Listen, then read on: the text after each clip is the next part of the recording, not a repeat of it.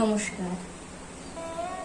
আজ যে কবিতাটি আপনাদেরকে শোনাবো তার কোনো নির্দিষ্ট ভূমিকা হয় না। এই কবিতাটির একমাত্র নির্দিষ্ট ভূমিকা হতে পারে আজকের পরিস্থিতি, সময়, সমাজ এবং মানুষ। এই মৃত্যু উপত্যকা আমার দেশ না। যে পিতা সন্তানের লাশ শনাক্ত করতে ভয় পায়, আমি তাকে ঘৃণা করি। যে ভাই এখনো নির্লজ্জ স্বাভাবিক হয়ে আছে, আমি তাকে ঘৃণা করি। যে শিক্ষক, বুদ্ধিজীবী, কবি ও কেরানি প্রকাশ্য পথেই হত্যার প্রতিশোধ চায় না, আমি তাকে ঘৃণা করি। 8 জন মৃতদেহ চেতনার পথ জুড়ে শুয়ে আছে।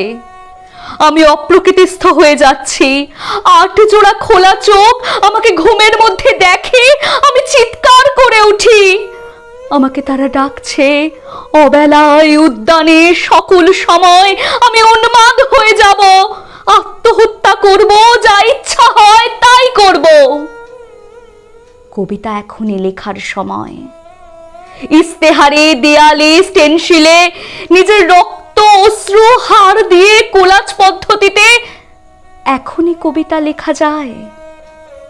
তীব্রতম যন্ত্রণায় ছিন্ন ভিন্ন মুখে, সন্ত্রাসের মুখোমুখি, ভ্যানের হেডলাইটের ঝলসানো আলোয় স্থির দৃষ্টি রেখে এখনই কবিতা ছুঁড়ে দেওয়া যায়। 0.38 ও আরো যা যা আছে হত্যাকারীর কাছে, সব অস্বীকার করে এখনই কবিতা পড়া যায়। লকআপের পাথর হিমকক্ষে ময়না তদন্তের হ্যাজাক আলোক কাঁপিয়ে দিয়ে, হত্যাকারীর পরিচালিত বিচারালয়ে, মিথ্যা শিক্ষার বিদ্যায়তনে, শোষণ ও ত্রাসের রাষ্ট্রযন্ত্রের মধ্যে, সামরিক অসামরিক কর্তৃপক্ষের বুকে কবিতার প্রতিবাদ প্রতিধ্বনিত হোক। বাংলাদেশের কবিরাও লোরকার মতো প্রস্তুত থাকুক। হত্যার শ্বাসরোধের লাশ নিখোঁজ হওয়ার, স্টেনগানের গুলিতে সেলাই হয়ে যাবার জন্য প্রস্তুত থাকুক। তবু কবিতার গ্রামাঞ্চল দিয়ে কবিতার শহরকে ঘিরে ফেলবার একান্ত দরকার।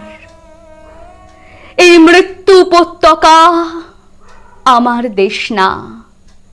এই জল্লাদের উল্লাস মঞ্চ আমার দেশ না। এই বিস্তীর্ণ শ্মশান আমার দেশ না। এই রক্তস্নাত কসাইখানা আমার দেশ না।